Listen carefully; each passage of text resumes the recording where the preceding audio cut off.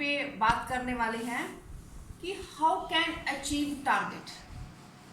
How can achieve target. देखिए, हम सभी चाहते हैं ज़िंदगी में कामयाब होना, ज़िंदगी में आगे बढ़ना, हर एक टारगेट को अचीव करना चाहते हैं। हम चाहते हैं कि ज़िंदगी में हर एक सुख सुविधा हमें मिले। हम टारगेट बनाते भी हैं, लेकिन उन टारगेट्स तक पहुंचा कैसे जाए, उनको अचीव कैसे किया जाए, आज हम इसी के बारे में बात करेंगे। तो मैं आज ना आपको अपने टॉपिक की शुरुआत करती छोटी सी कहानी सुनाती हूँ एक आपको। एक बार क्या होता है, 3 मजदूर होते हैं, वो एक जगह पे काम कर रहे होते हैं और वो एक बिल्डिंग बना रहे होते हैं। 3 मजदूर, 3 मिस्त्री एक बिल्डिंग बना रहे होते हैं। तो एक व्यक्ति उनके पास से गुजरता है ना। तो वो तीनों व्यक्ति जो गुजर रहा होता है, वो जा रहा होता है, लेकिन वो नोटिस करता है कि जो तीनों व्यक्ति है ना, इनके चेहरे के ना हाव भाव अजीब तरह के होते हैं। एक व्यक्ति के चेहरे पे बड़े गुस्से वाले भाव होते हैं, बहुत गुस्से में होता है वो, बड़ा मतलब परेशान, जैसे बड़ी दुखी आत्मा, पता नहीं क्या हो गया, सबसे दुखी आत्मा दुनिया की यही है, बड़ा परेशान होता है। और दूसरा व्यक्ति जो भी, वो भी सेम काम कर रहा है, 3 मिस्त्री लगे हुए हैं, और उसके चेहरे पे जो एक्सप्रेशंस होते हैं, जो भाव होते हैं, वो नॉर्मल होते हैं। और जो तीसरा व्यक्ति होता है, वो बहुत ही खुश होता है। वो खुशी खुशी अपना सारा काम कर रहा है, बड़े प्यार से, मन से, लगन से कर रहा है, वो बड़ा खुश है, क्योंकि उसकी खुशी जो है उसके चेहरे से साफ झलक रही है कि व्यक्ति बहुत खुश है। अब तीनों व्यक्ति एक ही काम कर रहे हैं, एक ही बिल्डिंग को बना रहे हैं। तो जो सामने जो व्यक्ति निकलता है, उसको बड़ी ना थोड़ी सी हैरानी होती है, और कहते कहते कि उसके दिमाग में जिज्ञासा होती है कि मैं जानूं इसके बारे में, इसका राज क्या है, कि क्यों ये तीनों व्यक्ति एक ही काम को कर रहे हैं, लेकिन तीनों के हाव भाव जो है डिफरेंट, इसका राज क्या है, वो जानना चाहता है। तो वो उनके पास जाता है, तो उनको पहले व्यक्ति के पास जाता है, वो उसको पूछता है कि भाई साहब आप क्या कर रहे हैं। तो जो व्यक्ति बड़ा ही परेशान सा होता है, दुखी सा होता है, वो उसको बड़े खींच के जवाब देता है, तुम्हें दिखाई नहीं पड़ता, तुम्हें दिखाई नहीं पड़ता, मैं मकान बना रहा हूँ, मैं जो है वो ईंटें चीन रहा हूँ, मैं दीवार खड़ी कर, तुम्हें दिखता नहीं है क्या, देख के अनदेखे लोग हैं, अंधे लोग हैं, देख के दिखता नहीं इनको। उसको 4-5 बातें जो हैं अपने आप से वो सुना देता है, और बंदा चुप करके वो आगे बढ़ जाता है। अब दूसरे को पूछता है, जिसके चेहरे के हाव भाव ना सामान्य होते हैं, मतलब ना तो वो परेशान है ना वो खुश है, एक नॉर्मल चेहरे के हाव भाव है, उसको पूछता है कि भाई साहब आप क्या कर रहे हैं। तो वो व्यक्ति उसको आगे से जवाब देता है कि भाई साहब मैं ना अपनी रोजी रोटी कमा रहा हूं, मैं अपनी रोजी रोटी कमा रहा हूं, यानी कि उसके जो मैं काम कर रहा हूं उससे मेरे घर की रोजी रोटी चलेगी, मैं वो कमा रहा हूं। ठीक है, वो व्यक्ति उसका सुन लेता है। अब वो तीसरे व्यक्ति के पास जाता है, अब उसको पूछता है, जो बहुत ही खुश होता है, जो बहुत ही खुश होता है ना, उस व्यक्ति के पास जाता है कि भाई साहब आप क्या कर रहे हो, आप क्या कर रहे हो। तो अब वो जो बड़ा खुश होता है ना व्यक्ति, जो बड़े खुश अपना काम कर रहा है, अब उसको आंसर देता है, कहता है मैं अपने सपनों का महल बना रहा हूं। काम तीनों एक ही कर रहे हैं, लेकिन तीनों के एटीट्यूड में कितना डिफरेंस है। कहता है मैं अपने सपनों का महल बना रहा हूं। तो दोस्तों, यही फर्क है, तीनों बंदे सेम काम कर रहे हैं, सेम जगह पे कर रहे हैं, लेकिन डिफरेंस कहां पे आ रहा है, एटीट्यूड का। जिस काम को आप मजबूरी समझ के करेंगे, कि मजबूरी है जी हमें करना पड़ेगा समझ के करेंगे, तो उस काम को आप ज्यादा देर तक कर नहीं पाएंगे और आपका मन उब जाएगा, आप खिंचे रहेंगे, परेशान रहेंगे।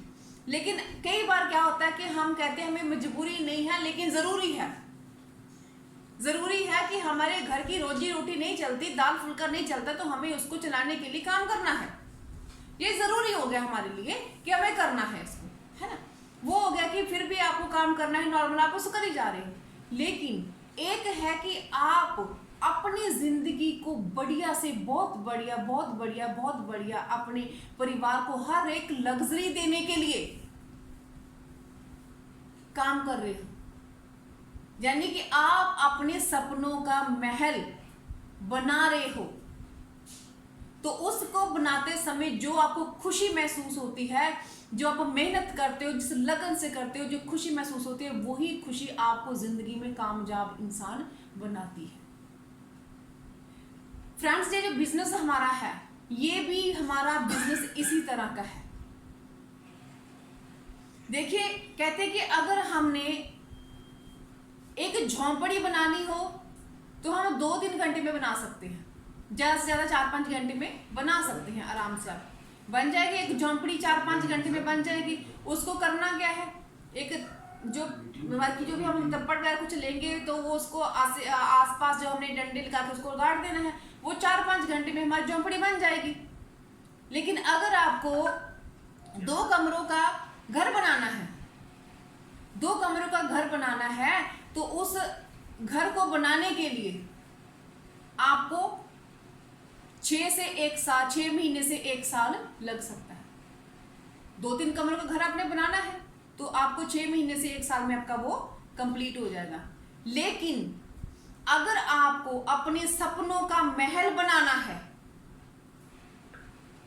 तो उसके लिए आपको टाइम भी ज्यादा लगाना पड़ेगा, आपका टाइम भी ज्यादा लगेगा, आपकी मेहनत भी ज्यादा लगेगी, आपका पैसा भी ज्यादा खर्च होगा, आपको कड़कती धूप में सड़ना भी पड़ेगा, ठंड में ठिठुरना भी पड़ेगा, प्यासा भी रहना पड़ेगा, भूखा भी रहना पड़ेगा, और लोगों की बातें भी सुननी पड़ेगी, ठेकेदारों से झमेला भी करना पड़ेगा, जगह जगह भटकना भी पड़ेगा, और कभी रेता, कभी बजरी, कभी ईंट, कभी पत्थर, कभी सीमेंट, हर एक चीज के लिए, कभी लकड़ी, कभी कुछ के लिए आपको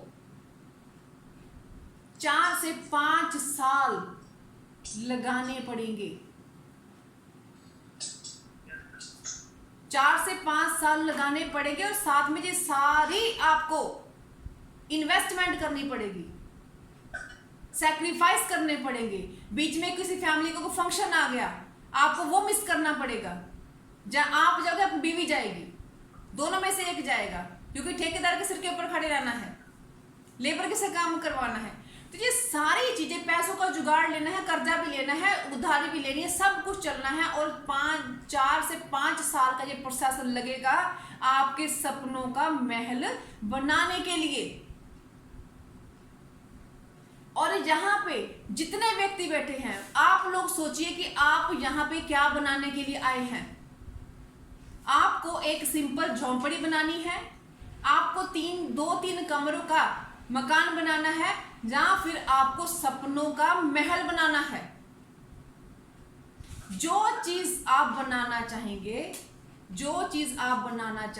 जिस तरह से आप इनपुट करेंगे, जिस तरह से आप एफर्ट करेंगे, वही चीज प्रकृति आपको दे देगी। कहते हैं नेचर किसी का हिसाब नहीं रखती, नेचर ना कोई अपने ऊपर उधार नहीं रखती। जो आप चीज देते हो ना, वो आपको वापस मिलती है, आपको। तो अगर आप अपनी एफर्ट दोगे, मेहनत दोगे, लगन दोगे, प्रयास दोगे, अपनी भूख प्यास पैसा इज्जत दोगे, तो प्रकृति आपको वो सब चीजें double triple 4 time 5 time 100 time करके आपको वापस करेगी। तो अब दोस्तों, अगर यही चीज अब हमारे ऊपर आती है कि हमने अगर जिस तरह की हमने काम करना है, चाहे झोंपड़ी बनानी है, चाहे मकान बनाना है, चाहे महल बनाना है, काम उसी हिसाब से करना पड़ता है, मेहनत उसी हिसाब से होती है, टारगेट उसी हिसाब से सेट करने पड़ते हैं। अब मैं आपको कि चाहे कोई भी आप सोच रहे हैं चीज, लेकिन उसको अचीव करने के लिए टारगेट तो आपको सेट करने ही पड़ेगा, क्योंकि बिना टारगेट के कुछ भी काम जो है वो जिंदगी में अचीव नहीं हो सकता। तो आज हम इसी में बात करेंगे कि हम जिंदगी में टारगेट कैसे अचीव कर सकते हैं। हम कोई भी टारगेट हम लेते हैं तो हम उसको कैसे अचीव कर सकते हैं। देखिए, सबसे पहले में इंपॉर्टेंट चीज क्या है, माइंडसेट। आपने कोई भी टारगेट अचीव करना है तो सबसे पहले वो चीज माइंड में अचीव होती है। सबसे पहले माइंडसेट होता है। आप लोगों को पता, सभी ने ताजमहल देखा होगा ऑलमोस्ट। ताजमहल सभी ने देखा है ना। ताजमहल कितनी बार बना? पहली बार वो किसी के दिमाग में बना, दूसरी बार वो पेपर पे बना, और तीसरी बार वो हकीकत में बना। This is the game of mind set. कि माइंड सेट, अगर किसी चीज के लिए आपका माइंड सेट हो गया, सबसे पहले शाहजहां के माइंड में वो चीज है कि ऐसी ऐसी एक बिल्डिंग होनी चाहिए मेरी लवली वाइफ के लिए, और उसने अपना माइंड सेट किया कि मेरे माइंड में वो चीज आई, उसके बाद उसने कागज में उतारा, देन उसको उसने प्रैक्टिकल रूप दिया गया। अब देखिए, जब हम ड्यू सॉफ्टवेयर में बात करते हैं, अपने बिजनेस में बात करते हैं, तो हमारे बिजनेस में क्या होता है कि कुछ लोग ना जहां अपने अपने हिसाब से लोग आते हैं।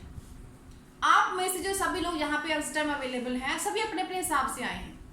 कुछ लोग जहां पे पार्ट टाइम के लिए आए हैं कि वे पार्ट टाइम काम करना है। कुछ लोग आए हैं फुल टाइम के लिए कि मैं फुल टाइम काम करना है। कुछ लोग आए हैं जहां पे स्पेयर टाइम के लिए कि जब मौका मिल गया तब कर लेंगे, जब मौका मिल गया तब कर लेंगे, शाम को आधा घंटा कर लेंगे, हफ्ते में एक दिन कर लेंगे, जो हफ्ते में 2 घंटे करें, अगर नहीं भी टाइम मिला हफ्ते में तो कोई बात नहीं, 15 दिन बाद कर लेंगे, जब मौका मिला तब हम कर लेंगे। तो माय डियर फ्रेंड्स, टारगेट कभी भी स्पेयर टाइम में अचीव नहीं होती, कभी भी नहीं अचीव होते। पार्ट टाइम में भी अचीव नहीं होते। पार्ट टाइम में भी पार्ट में होंगे, टुकड़ों टुकड़ों में होंगे, है ना। अगर पार्ट टाइम काम करेंगे जिसमें हम इनपुट ही पार्ट कर रहे हैं, टुकड़ों में करें, तो उसमें जो अचीवमेंट होगी वो भी टुकड़ों में होगी ना, हमें टुकड़ों में होगी। इट विल टेक्स टाइम लेगी, है ना।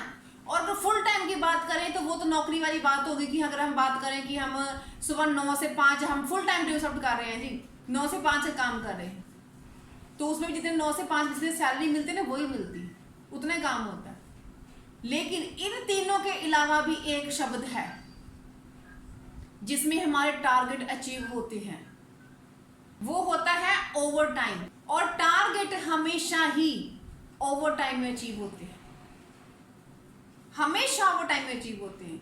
कोई स्पेयर टाइम वाला बंदा टारगेट अचीव नहीं कर सकता, क्योंकि टारगेट का मतलब क्या होता है, हमने ओवर अचीवमेंट करनी है, हमने एक्स्ट्रा अचीवमेंट करनी है, और एक्स्ट्रा अचीवमेंट करने के लिए आपको एक्स्ट्रा टाइम लगाना पड़ेगा। अगर आप 9 से 5 का काम कर रहे हैं तो आप कुछ एक्स्ट्रा अचीव नहीं कर सकते।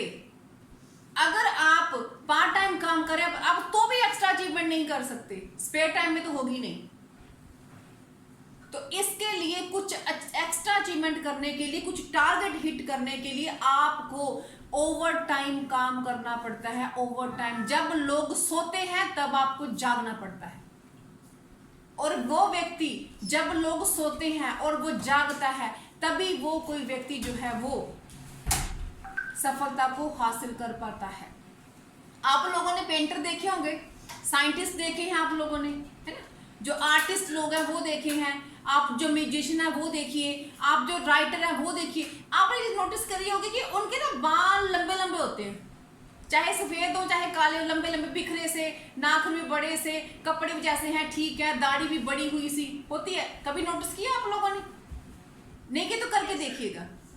जितने आर्टिस्ट होते हैं, जितने साइंटिस्ट होते हैं ना, जितने भी अगर राइटर होते हैं, जितने पेंटर होते हैं, तो वो उनकी जो पर्सनैलिटी है ना, आपको वो कोई बहुत मतलब कि सोफिस्टिकेटेड लगे, वो बड़ी बिखरी बिखरी से आपको लगेगी। बाल लंबे, नाखून बड़े हुए, दाढ़ी बड़ी हुई, कपड़े अस्त व्यस्त, सारा कुछ आपको नजर आएगा। वो क्यों होता है? क्योंकि वो तब काम करते हैं जब आप लोग सो रहे होते हैं। वो ओवर टाइम में काम करते हैं, वो रात को काम करते हैं, वो एक्स्ट्रा टाइम में काम करते हैं। और जो भी व्यक्ति एक्स्ट्रा टाइम में काम कर देगा, जो भी व्यक्ति ओवर टाइम में काम करेगा, वो व्यक्ति हमेशा ही आपको थोड़ा सा ऐसा नजर आएगा, क्योंकि उसका फोकस जो है वो कहां पे है, उसका फोकस एक्स्ट्रा अचीवमेंट पे है। फिर यही लोग रॉयल्टी लेते हैं, यही लोगों को जब मरे हुए 50-100 साल हो जाते हैं, फिर भी ये लोग, इनकी पुश्तों को रॉयल्टी आती है। अब थॉमस एडिसन देखिए, जिसने बल्ब बनाया, 9,999 बार जो है प्रयास असफल हुए, गलत हुए, लेकिन दिन रात काम किया, दिन रात काम किया। आप उनकी देखो, कोई पिक्चरें कई बार आती है ना, देखो उनके जो चित्र कैसे बने होते हैं, बाल बिखरे कैसे हर जगह से, लेकिन उन्होंने आज वो रॉयल्टी उनकी पूरी पुश्तें ले रही हैं, क्योंकि उन्होंने उस टाइम में काम किया जब सारे लोग सो रहे थे। उन्होंने ओवर टाइम, डे नाइट काम किया, अपनी तरफ ध्यान नहीं दिया, उन्होंने अपने काम की तरफ ध्यान दिया, और उस टाइम काम के जब लोग सो रहे थे। कहते हैं ना कि अगर जो है चैन से सोना हो तो जाग जाइए, अगर चैन से सोना है तो जाग जाइए। जागने का मतलब क्या है? उस टाइम काम करिए जब लोग सो रहे हैं। अपने ऊपर काम कीजिए, बिजनेस के ऊपर काम कीजिए, अपनी अचीवमेंट के ऊपर काम कीजिए, और जितनी भी बड़ी बड़ी चीजें होती हैं, जितने भी बड़े टारगेट्स हिट होते हैं ना, चाहे वो सरकारी मुहिम हो, चाहे वो आर्मी का कोई काफिला हो, कोई भी हो, हर एक चीज जो है वो एक्स्ट्रा टाइम में, ओवर टाइम में स्टार्ट होती है, रात के टाइम में स्टार्ट होती है। अगर आप लोगों को अगर माइंड में हो, जब कारगिल युद्ध हुआ था, ऊपर पहाड़ी पर दुश्मन बैठा हुआ था और हमारी सेना नीचे थी, और इनको ऊपर पहाड़ी पे जाके दुश्मन पर विजय पानी थी, उस पहाड़ी को उसको जीतना था, लेकिन हमारे सैनिक बहुत नीचे थे। तो उस टाइम जो एक स्ट्रेटजी बनाई गई, तो 80 सोल्जर की बटालियन, जिसको गोरखा बटालियन थी, उसको ये टास्क सौंपा गया कि वो रातों रात पहाड़ी पर जाएंगे। उनको सौंपा गया कि वो जाएंगे, कूच करेंगे और उसको फतेह करेंगे। तो 80 लोगों की जो बटालियन थी, उसने कूच किया, रात के टाइम कूच किया, उस टाइम जब बर्फीली हवाएं चल रही हैं, जब इतनी ठंड है, और उस टाइम उन्होंने रात को कूच किया। और आपको इसमें शायद आप लोगों को पता हो, अगर नहीं पता तो थोड़ा सा बता देती हूँ, कि जब उनमें से 80 लोगों में से सिर्फ जो है 6 लोग ही उस पहाड़ के टॉप पर पहुंच पाए थे, सिर्फ 6 लोग पहुंच पाए थे उस टॉप के ऊपर, और उनके पास गोलियां भी खत्म हो गई थी, हथियार भी खत्म हो गए थे। उन्होंने जो पिस्तल, जो बंदूक के आगे जो चाकू होता है लगे होते हैं, उनसे वार करके उन्होंने दुश्मनों को मारा। और जो उनका लीडर था, उसके पास सिर्फ एक गोली बची थी। उसने कहा कि अगर इन केस कोई ऐसी बात हो कि आप लोगों को लगे कि हम दुश्मनों के हाथ में चढ़ने वाले हैं, तो आप जब आप लोग मर गए हैं तो मुझे कोई इशारा कर दीजिएगा, हम जिंदा किसी दुश्मन के हाथ में नहीं लगेंगे और मैं खुद को गोली मार दूंगा। तो माय डियर फ्रेंड, कहने का मतलब यही है कि जितनी भी बड़ी चीजें होती हैं वो एक्स्ट्रा टाइम में होती हैं, कभी वो स्पेयर टाइम में, कभी वो पार्ट टाइम में, कभी भी वो उस टाइम में नहीं होती। अगर आप लोगों को टारगेट हिट करने हैं, टारगेट अचीव करने हैं, तो आपको ओवर टाइम करना पड़ेगा, आपको एक्स्ट्रा टाइम लगाना पड़ेगा, क्योंकि आपको एक्स्ट्रा अचीवमेंट चाहिए। आप लोगों को एक्स्ट्रा अचीवमेंट चाहिए, तो आप लोगों को एक्स्ट्रा टाइम जो है वो लगाना पड़ेगा। देखिए, यही जो टारगेट है वो जिंदगी में करंट पैदा करते हैं, है ना। अगर टारगेट ना हो तो जिंदगी में करंट ही नहीं पैदा होता। देखिए, जब भी हम टारगेट सेट करते हैं तो टारगेट हमेशा जो है वो माइंड से सेट होते हैं, है ना, हमेशा माइंड से सेट होते हैं। जैसे पहले एरोप्लेन बना, जब राइट ब्रदर्स ने एरोप्लेन जो है वो बनाए, जब वो एफर्ट करते, लाखों लोग और भी एफर्ट कर रहे थे, हजारों लोग एफर्ट कर रहे थे, लेकिन कोई भी इस रेस में सक्सेसफुल नहीं हो पाया। लेकिन जब राइट ब्रदर्स ने जहाज बना, लोगों ने कहना शुरू किया, कभी लोहा भी उड़ता है, कभी लोहा भी उड़ता है, ये नहीं उड़ सकता, ये कभी नहीं उड़ेगा, लेकिन उन्होंने उसको उड़ा दिया, है ना। तो वो चीज पहले माइंड में बनी। आप लोगों ने अरुणिमा सिन्हा की कहानी सुनी, मैंने कुछ दिन पहले आपको सुनाई थी। अरुणिमा सिन्हा जिसको ट्रेन से धक्का दे दिया, जिसकी टांग जो थी कट गई, एक उसकी टांग जो थी वो प्लास्टिक की थी, दूसरी में फ्रैक्चर थे, मल्टीपल फ्रैक्चर उसकी बॉडी में थे, और वो लड़की बिस्तर से डिसाइड करती है कि मैं माउंट एवरेस्ट पर फतेह करूंगी,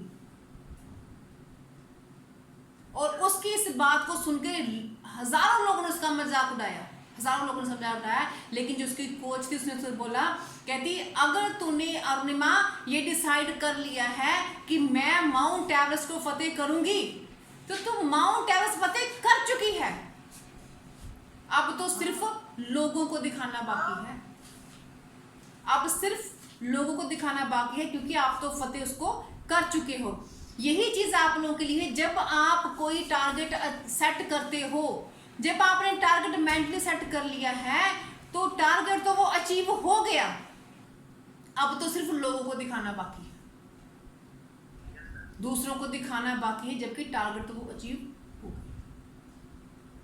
अब दूसरी बात देखिए, जब भी हम कोई टारगेट सेट करते हैं, उसको अचीव करने की कोशिश करते हैं, तो कई बार हमारे मन में क्या होता है कि हम बहुत से लोगों को अपना प्रेजेंटेशन दिखाते हैं, प्लान दिखाते हैं, लेकिन वो लोग हमारे साथ आते नहीं है हमारे साथ। हम लोग परेशान हो जाते हैं कि काश ये हमारे साथ आ जाए, ये क्यों नहीं आया, इसको आना चाहिए था, ये आ जाता तो मेरा बहुत बड़ा काम कर देता, अगर ये आता तो मेरा बड़ा नेटवर्क क्रिएट कर देता, ये इतना कुछ हो जाता। तो एक बात याद रखिए कि जब भी हमने महान काम करने होते हैं, जब बड़े टारगेट अचीव करने होते हैं, तो जो हमारी सहायता है वो इंटेलेक्चुअल पर्सन ज्यादा नहीं करते, हमारी सहायता कौन करता है? साधारण व्यक्ति।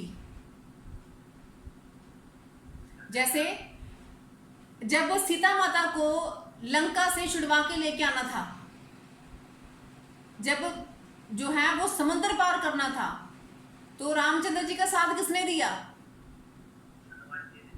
किसने दिया? साधारण बानरों ने।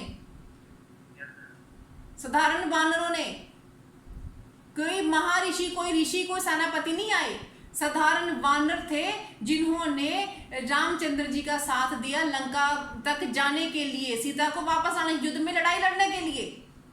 तो इसीलिए देखिए, हम लोग भी जिस लड़ाई को लड़ रहे हैं, इसमें अगर आप ये एक्सपेक्ट करते हैं कि बहुत बड़े बड़े लोग आके हमारी हेल्प करेंगे, बहुत बड़े बड़े नेटवर्कर आके हमारी हेल्प करेंगे, तो आप बहुत बड़ी गलती कर रहे हैं। यहाँ पे बड़े बड़े इंटेलेक्चुअल पर्सन, बुद्धिजीवी व्यक्ति आपकी हेल्प नहीं करेंगे। साधारण व्यक्ति, हर छोटे से छोटा व्यक्ति, हर बड़े से बड़ा व्यक्ति आपको आपके टारगेट को अचीव करने में आपकी हेल्प करेगा। इसलिए डोंट प्री जज एनीबॉडी। हम लोग बहुत प्री जजिंग करते हैं, दूसरों से बात करने के लिए, उनको समझाने के लिए, उनसे कांटेक्ट करने के लिए हम बहुत करते हैं। इसलिए कभी भी किसी को प्री जज मत कीजिए। आपको नहीं पता कौन सा व्यक्ति आपके लिए हनुमान बन के आ जाएगा, आपको नहीं पता कौन सा व्यक्ति आपको लंका के पार करा देगा, कौन सा व्यक्ति आपको लिए जो है आपके 100 माइल करा देगा, कौन सा व्यक्ति आपके 1000 माइल करवा देगा, कोई आपको नहीं पता कौन सा व्यक्ति आपके ग्रुप में आपको टोपाज बना जाएगा। इसलिए कभी भी अपने किसी भी प्रोस्पेक्ट को प्री जजिंग मत कीजिए, मत कीजिए, कभी भी मत कीजिए, मत कीजिए, मत कीजिए। हर एक व्यक्ति को कांटेक्ट कीजिए, लिस्ट में नाम लिखिए, उसको प्लान दिखाइए, उसको प्रॉपर फॉलो अप कीजिए और हर तरह से उसकी सहायता कीजिए उसको बिजनेस ग्रो करने में। तभी आप अपने टारगेट, चाहे छोटे हो चाहे बड़े हो, उसको अचीव कर पाएंगे। इसके बाद सेकंड आता है जी कटिंग। कटिंग, अब देखिए, आपने कोई टारगेट अचीव करना है, आपने एक मूर्ति, खूबसूरत मूर्ति बननी है, तो एक डायमंड बनना है, तो डायमंड कैसे बनेगा? एक कोयले से आपने एक डायमंड बनना है तो कैसे बनेगा? अपने आप तो बन नहीं जाएगा, है ना।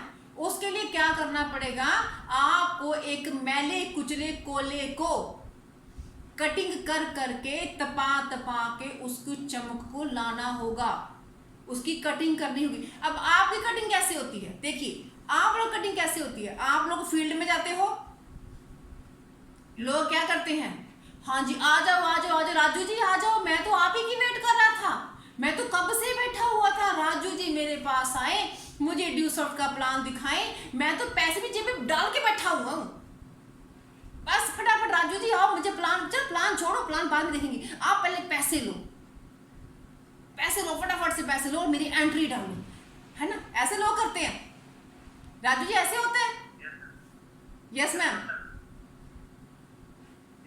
ऐसे होता है।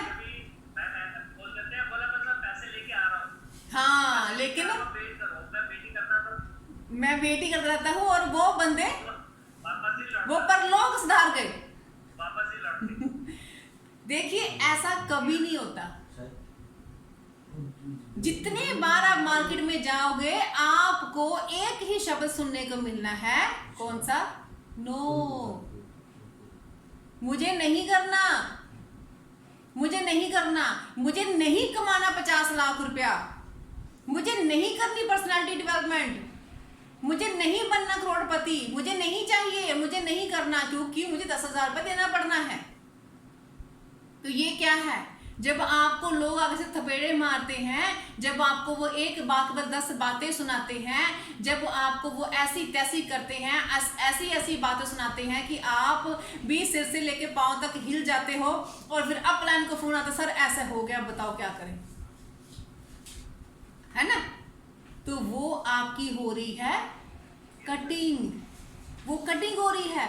आपके आसपास से जो एक्स्ट्रा चीजें चढ़ी हुई है ना, जो ईगो की चढ़ी हुई है, ओवर कॉन्फिडेंस की चढ़ी हुई है, प्री जजिंग की चढ़ी हुई है, मुझे सब कुछ आता है, उसकी जो परतें चढ़ी हुई हैं, मैं तो सब कुछ अपने आप कर लूंगा, उसकी पर चढ़ी, मुझे किसी मेंटर की जरूरत नहीं है, मुझे सबमिशन की जरूरत नहीं है, मैं सब कुछ कर लूंगा। तो जो इसकी जो परतें हैं वो धीरे धीरे धीरे धीरे धीरे धीरे लोग एक एक हथौड़ा मार मार के, एक एक हथौड़ा मार मार के, एक एक छैनी मार मार के, कटर लगा लगा के आपकी वो सारी परतों को उतारते हैं, हर एक बात को उतारते हैं, और तब फिर आप उसके अंदर से एक चमकता हुआ हीरा निकलते हैं। जब आपके ऊपर, क्योंकि देखिए पत्थर की मूर्ति तभी बनती है, पत्थर से मूर्ति तब बनती है जब वो हथौड़ों की, शैनी की चोटों को सहन करती है, तभी बनती है। कहते हैं कि शीशे पे अगर जो है हथौड़ा मारा जाए तो शीशा टूट जाता है, लेकिन अगर वही हथौड़ा गर्म लोहे पे मारा जाए तो वो फौलाद बन जाता है। तो इसलिए आपको फौलाद बनना है, शीशा नहीं बनना। शीशा बन गए तो आप तो टूट गए, आपके और छोटे छोटे पीस करके आप लोगों को रेता बजरी पता नहीं क्या क्या बना दिया जाएगा। लेकिन अगर आप फौलाद बन गए तो आपसे वो हथियार बनेंगे जो 50 मीटर की दूरी से भी किसी पे वार किया जाए उसका सिर धड़ से अलग कर सकता है, आप वो हथियार बनेंगे। इसलिए हथौड़े की चोट खाने से कभी घबराइएगा नहीं, अपनी कटिंग होने दीजिए, लोगों की रिजेक्शन सुनिए, जितनी सुन सकते हैं सुनिए, जितने लोगों को मिल सकते हैं मिलिए, जितने लोगों को ना सुन सकते हैं सुनिए। इस ना से, इस शब्द से प्यार कीजिए इस शब्द के साथ, क्योंकि जितना इसको सुनेंगे उतना ही आप आगे बढ़ जाएंगे, जितनी बार फेल होएंगे उतना ही जिंदगी में कामयाब होएंगे। हम लोगों को क्यों नहीं ज्यादा टच करते? क्योंकि हमें डर लगता है फेल होने से, हमें फेल होने से डर लगता है। देखिए फेल होने में कोई बुराई नहीं है, मैं बहुत बार फेल हुई हूं बिजनेस करने में, बहुत बार मैंने प्लान दिखाए हैं लेकिन लोग नहीं जुड़े। फेल होने में, गिरने में कोई प्रॉब्लम नहीं है, प्रॉब्लम वहां है जब हम फेल होके हार मान के बैठ जाते हैं। आप दिन में 10 बार फेल होइए, दिन में 1000 बार फेल होइए, लेकिन फिर 101वीं बार उठ के खड़े हो जाइए और बोलिए आई कैन डू, मैं कर सकता हूं, मैं करके दिखाऊंगा, ये टारगेट मेरे लिए बना है, मैं अचीव करके दिखाऊंगा। और जब आप ये चीज करते हैं तब आपको जिंदगी में कोई भी डायमंड बनने से रोक नहीं सकता। हर एक चीज आपको मिलेगी क्योंकि ये चीजें आपके लिए ही बनी है। जो गिर के उठता है वही सही मायने में सक्सेसफुल होता है। आ गया जो हमारा था जी थर्ड पॉइंट था सैक्रिफाइस। देखिए हम सभी को कामयाबी चाहिए, लेकिन हम सभी में कामयाबी लेने के लिए कितने लोग ऐसे हैं जो सैक्रिफाइस करने के लिए तैयार हैं? हम चाहते हैं, हम वाह जी वाह, क्या बात गुलियानी जी, वेरी गुड, बहुत बढ़िया, वाह जी वाह। आप पे तो कोई डाउट ही नहीं है हमें राजू जी। देखिए, हम हर बंदा चाहता है कि हमारे पास बड़ी गाड़ी हो, हर बंदा चाहता है हमारे पास बड़ा बंगला हो। वेरी गुड अंजलि, शाबाश शाबाश, बहुत बढ़िया। हर बंदा चाहता है कि मेरे बच्चे बढ़िया से बढ़िया स्कूल में पहुंचे, मेरे बैंक में बढ़िया से बढ़िया बैलेंस हो। हर बंदा चाहता है कि मैं एक सेलिब्रिटी बनूं, मेरी अखबार में फोटो आए, लोग मेरे इंटरव्यूज लें, मेरे पेपर में जो है वो टीवी में मेरी इंटरव्यूज आए। हर व्यक्ति चाहता है, लेकिन आप उसके लिए पे क्या कर रहे हो? लेकिन आप लोग सैक्रिफाइस करने के लिए कितना तैयार हो? हमें कामयाबी चाहिए, लेकिन अपने बिस्तर पे चाहिए, अपने घर में चाहिए, अपने बेड पे चाहिए। हमें दूसरों से बात नहीं करनी। दूसरे तो मना करेंगे, हमें उनसे बात नहीं करनी, वो मना करते हैं, वो हमारी इज्जत उतार देते हैं, वो हमें चार बातें करते हैं, इंसल्ट करते हैं, हम उनसे बात नहीं करेंगे। हमें कामयाबी चाहिए, लेकिन हम उसके लिए पे नहीं करना चाहते हैं।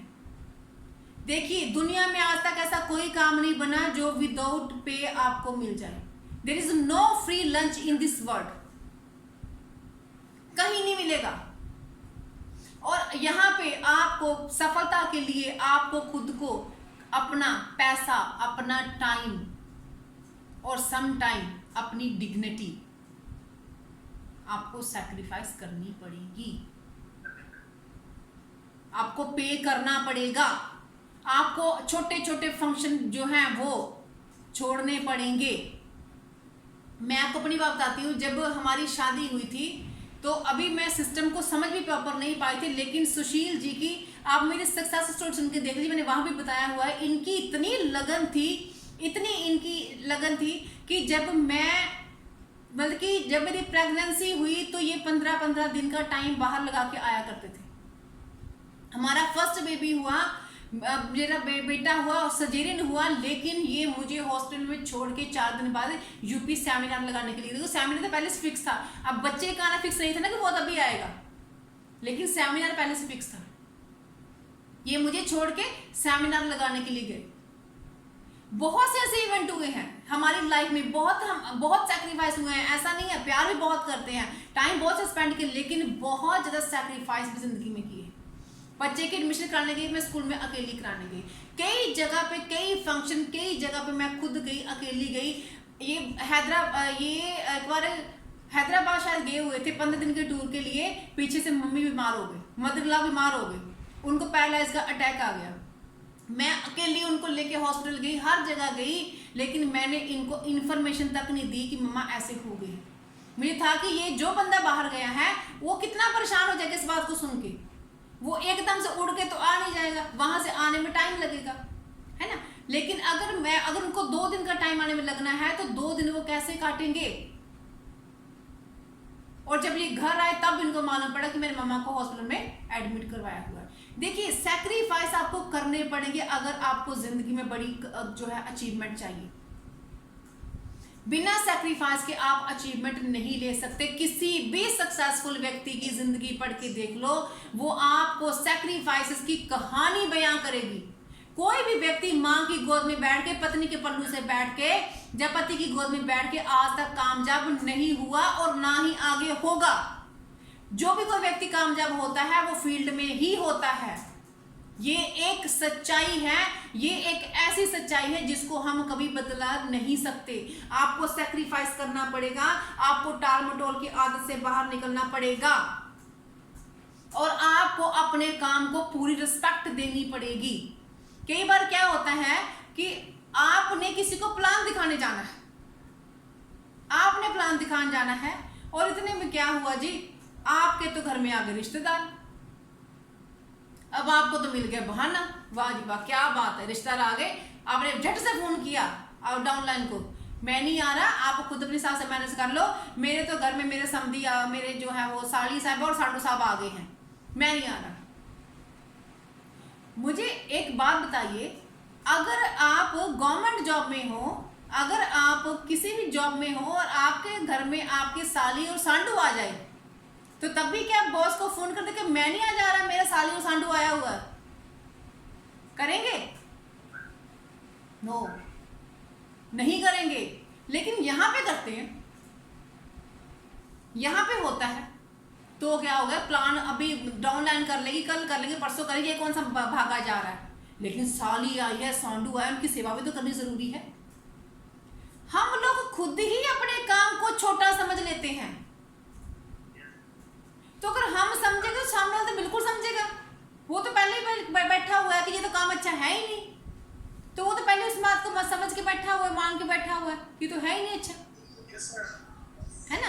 तो इससे क्या होगा कि पहले हमें अपने काम की खुद इज्जत करनी है, उसको खुद रिस्पेक्ट देनी है, उसको सबसे ऊपर रखना है। और ये तभी होगा जब आप छोटी छोटी चीजों को सैक्रिफाइस करने के लिए तैयार होंगे। अब वहां पे जब आप जाना चाहेंगे, आप साली से बोलोगे कि मैं अभी आता हूँ प्लान करके, सांडू से बोलोगे तो वो आपको 4 बातें सुनाएंगे आगे से। हाँ जी, अब हमसे जरूरी तो प्लान हो गया, इनको तो पैसे कमाने से फुर्सत नहीं, ये कौन सा बना रहे, ये बंदे बनाई जाओ, बंदे बनाई जाओ, बंदे बनाई जाओ, ऐसी ऐसी ताने कसेंगे आपको। आप उन तानों से डरते हो, आप उन तानों से डरते हो, आप उन बातों से डरते हो, इसलिए आप अपना प्रोग्राम पोस्टपोन करते हो और साली की बगल में बैठ जाते हो। अंदर से विस्की की बोतल निकालते हैं, 2 गिलास लगाते हैं और चलो, एक सांडू साहब, एक और हम लगाते हैं। ये होती है तभी जो है एक बंदा 10-10 साल एक ही लेवल में बैठा रहता है, पड़े रहते हैं, बैठे रहते, पड़े रहते हैं एक लेवल पे, 10-10 साल एक ही लेवल पड़े रहते हैं, उनका लेवल चेंज नहीं होता, क्योंकि जब कोई रिश्तेदारी आती है तो उनका प्लान चेंज होता है, इसलिए उनका लेवल चेंज नहीं होता। तो इसलिए हमेशा सैक्रिफाइस करने के लिए तैयार रहिए, हमेशा। कभी कभी आपको बच्चों के बर्थडे भी मिस करने पड़ते हैं, बीवी का बर्थडे मिस करना पड़ता है, बीवी को हस्बैंड का मिस करना पड़ता है, कभी कभी बीवी को अकेले सब कुछ मैनेज करना पड़ता है, क्योंकि अगर आपको कामयाब होना है तो आपको इस प्रोसेस से निकलना ही पड़ेगा। आपको इग्नोरेंस सहन करनी पड़ेगी और चीजों को इग्नोर भी करना पड़ेगा। पिछले साल की बात बता रही हूँ आपको, जब हम यहाँ काम स्टार्ट किया तो सुबह मैं घर से निकल जाती थी, गाड़ी पकड़नी, मीटिंग लगाने की, पूरा शेड्यूल मेरा फिक्स होना। और एक दिन ऐसा हुआ कि सुबह मैं अर्ली मॉर्निंग, मेरा 9 बजे प्लान था, मैं घर से निकल गई 8 बजे। 8 से मैंने पंचकुल जाना था, मुझे ड्राइविंग में टाइम लग रहा था, मैं कोई 7:30-8 बजे घर से खाना वाना खाकर निकल गई। और मतलब कि लगातार ही मेरी मीटिंग चल रही थी, लगातार मीटिंग चल रही थी। और सुबह से मतलब कि 9 o'clock से रात 8:30-9 बजे तक मैं पंचकुला में रही, एक जगह पे, जब कभी उसके पास, कभी उसके पास, कभी उसका, लगातार मीटिंग चल रही है। हमने पूरा दिन, मैंने 2-3 कप चाय के साथ बिताया, पूरा दिन खाना नहीं खा पाई। और रात को जब घर में 9:30 बजे पहुंची, तब मैंने सामने सर ने और मैंने बैठ के साथ में खाना खाया। तो ये सब चीजें जो फील्ड में वर्क करते हैं, आप लोगों को पता है कि कितना टाइम फील्ड में हमें भूखे भी रहना पड़ता है। कई बार तो पॉकेट में पैसे भी नहीं होते कि आप लोग खा लो। जब लोग फील्ड में होते हैं, प्रैक्टिकल चीजें बता रही हूँ आपको, प्रैक्टिकल चीजें, ये कोई मैं सुनी सुनाई बात नहीं बता रही, ये प्रैक्टिकल चीजें होकर मैंने प्रैक्टिकल किया हुआ है, हमने फील्ड में वर्क किया है, तो मुझे पता है कि कैसे काम होता है। बहुत से लोग आप में से ऐसे हैं, बहुत सी में स्टार्टिंग फेज में नहीं होते इतने पैसे, भूख भी लगी होती है, लेकिन फिर भी आप खुद को, अपने मन को मार के रखते हो, नहीं काम करना, कोई बात नहीं, बाद में देखा जाएगा, रोज खाते ही रहे हैं, फिर खा लेंगे। ये सब चीजें जो हैं वो सैक्रिफाइस होता है। बच्चों की स्टडी भी मिस होती है, हर चीजें इग्नोर होती हैं। लेकिन अगर हमें बड़ी बड़ी लड़ाइयां जीतनी है तो छोटी छोटी लड़ाइयों को हारना पड़ेगा।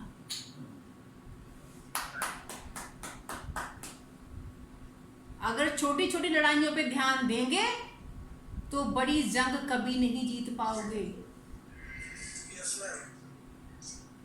इसलिए हमेशा अपना फोकस, अपना ध्यान महान लक्ष्य की तरफ रखिए, बड़े लक्ष्य की तरफ रखिए, बड़ी लड़ाई की तरफ रखिए।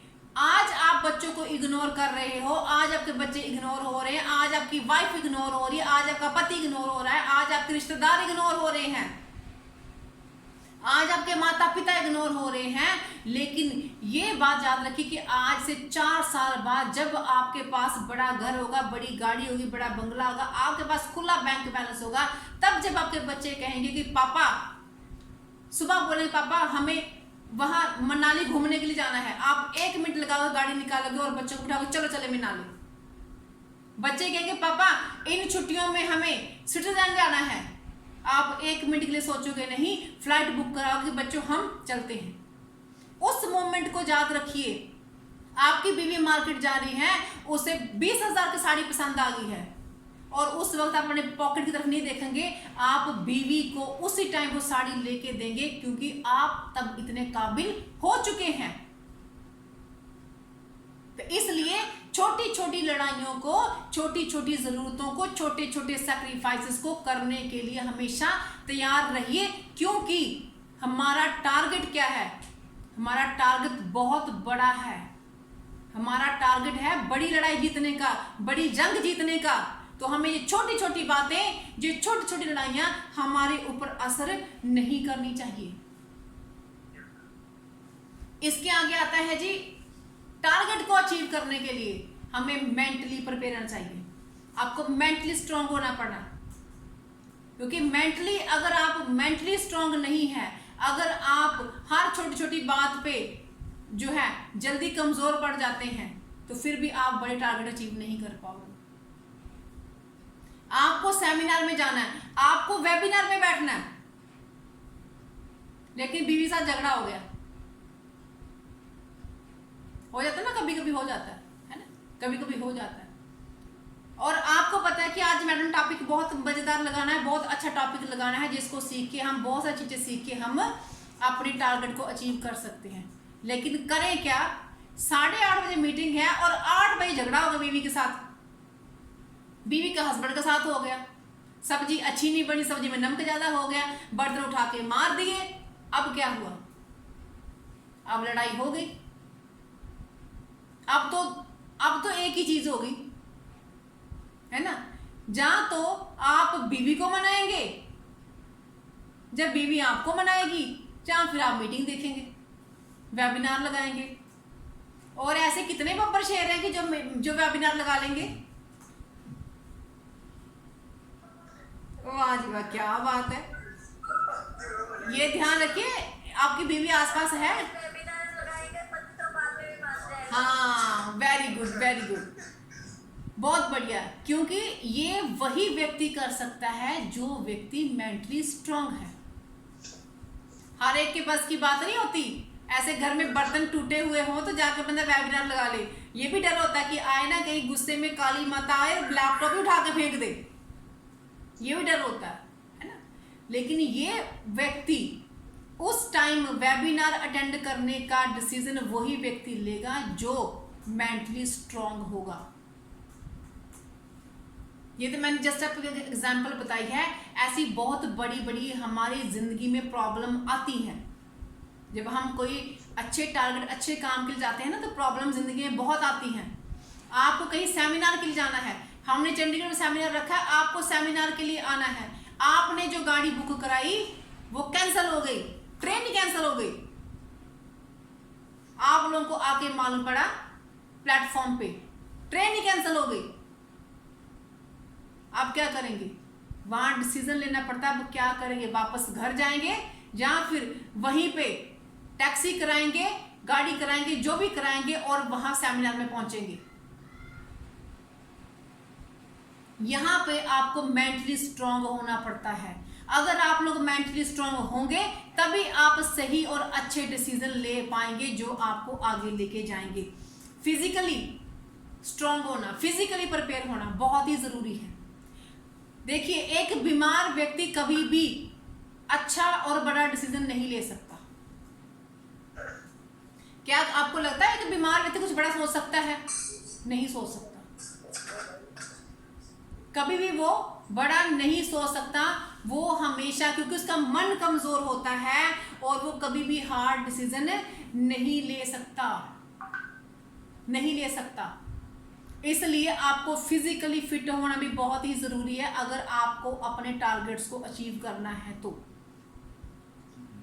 क्योंकि बड़े टारगेट अचीव करने के लिए बड़ी मेहनत भी करनी पड़ती है, तो ये इसके लिए बहुत ही जरूरी है। Emotionally strong, emotionally strong, mentally strong then emotionally strong.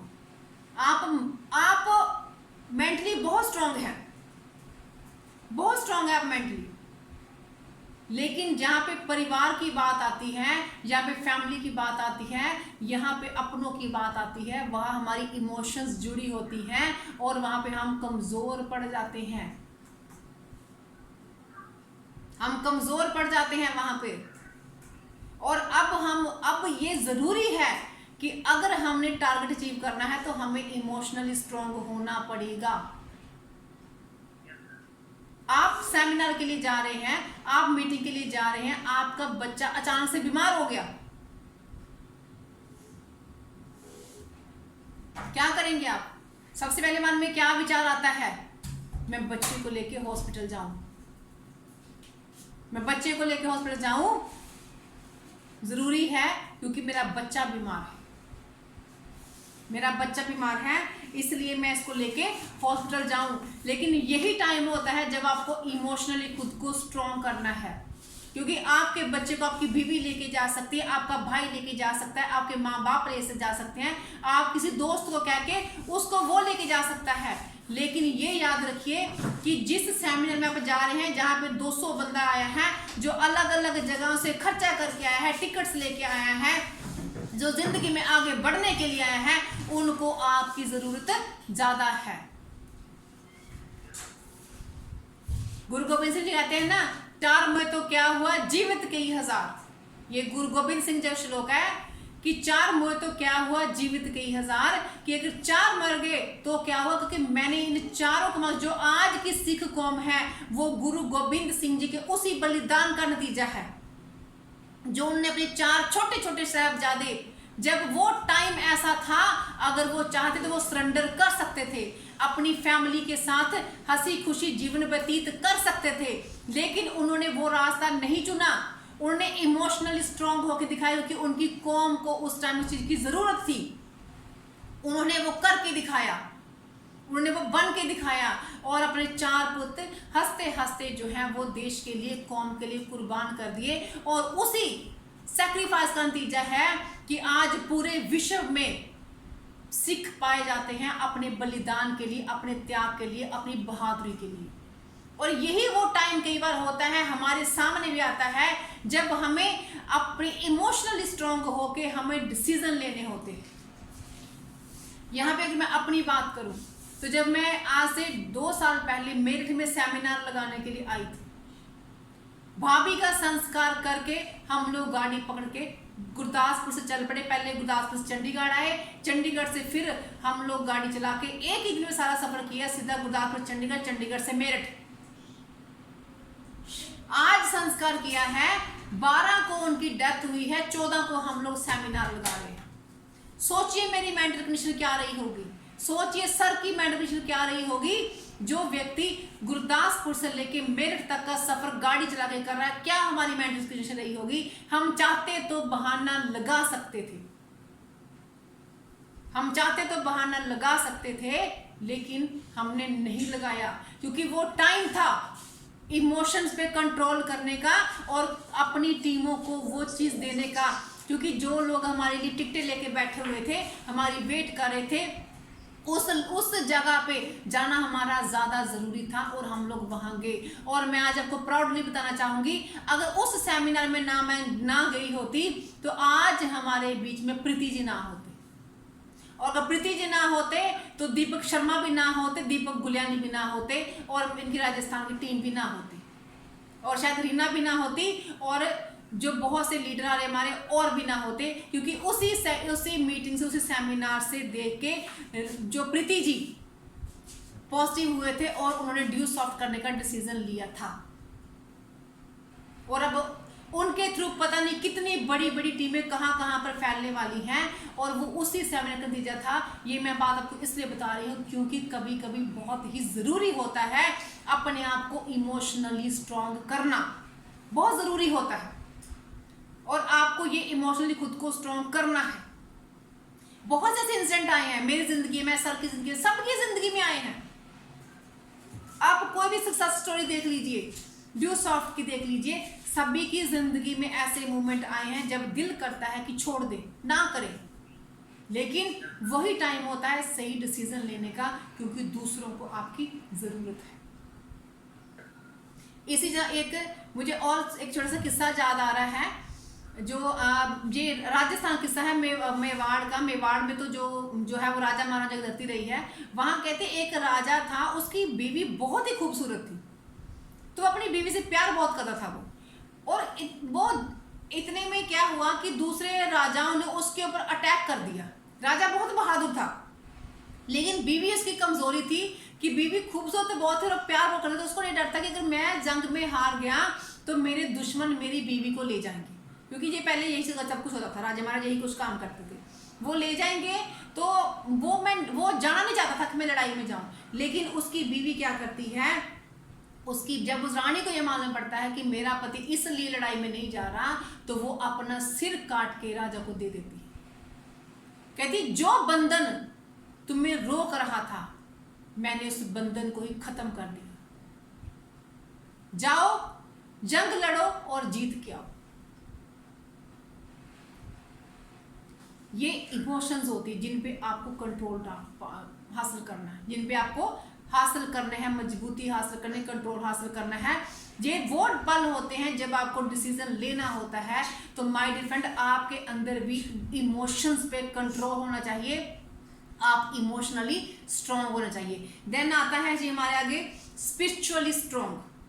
आप स्पिरिचुअली भी स्ट्रांग होना चाहिए। आपको भगवान के ऊपर विश्वास कीजिए, उसको अपने अंग संग महसूस कीजिए कि वो जो आपके लिए कर रहा है वो बहुत अच्छा कर रहा है, हर चीज आपके फायदे के लिए हो रही है। जिस काम को आप कर रहे हैं वो खुद आपके साथ होकर कर रहा है।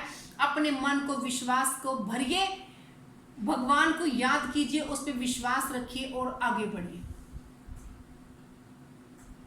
क्योंकि जब हम डोलते हैं तो वो जो अदृश्य पावर है ना, जो अदृश्य शक्ति है, जिसको इनविजिबल पावर हम जो कहते हैं, जो हमें दिखाई नहीं देती, वो हमेशा हमें अपने हाथों में उठाए रखती है। अगर हम अपने मन को विश्वास से भरते हैं, अगर हम भगवान को याद करते हैं, उसका शुक्रिया अदा करते हैं, उसका थैंक्स करते हैं, उसको हमेशा अपने आसपास महसूस करते हैं, तो हमारा हर एक काम जो है वो सक्सेसफुली आगे बढ़ता है और हम हर एक मंजिल को हंसते हंसते पार कर लेते हैं। देखिए, मैं अगर आपको अपनी बात बताऊं ना, तो हम भगवान को बहुत मानते हैं और हमारी जिंदगी में ऐसे ऐसे मुकाम आए हैं जब हमने महसूस किया है कि भगवान बिल्कुल हमारे साथ हैं, बिल्कुल हमारे साथ है। हम गिरने ही लगे थे, जमीन पे पड़ने ही लगे थे कि तभी कोई दो हाथ आए और हमें ऐसे उठा के ऊपर को ले गए।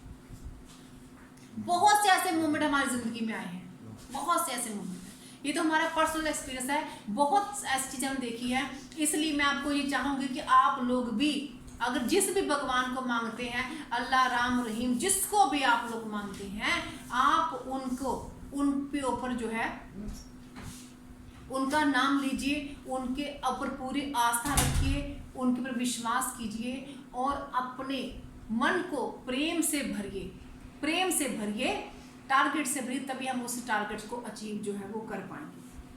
तो दोस्तों, इस तरह से आज हमने बात की है कि how can we prepare ourselves to hit the targets, और कल हम इसी टॉपिक को आगे कंटिन्यू करेंगे कि what is the strategy to achieve the targets, कि हम क्या क्या स्ट्रेटजी अपनाई कि हम अपने टारगेट्स को बहुत ही आसानी से और जल्दी से हम अचीव कर पाए। तो आई होप कि आप लोगों ने जो आज का टॉपिक लिया है उसमें से बहुत कुछ आपने सीखा होगा, आप लोगों को अच्छा लगा होगा। तो अब आज की मीटिंग को हम यहीं पे वाइंड अप करते हैं, कल हम अपने नेक्स्ट सेशन के साथ मिलेंगे। तो wish you all the very best, thank you so much.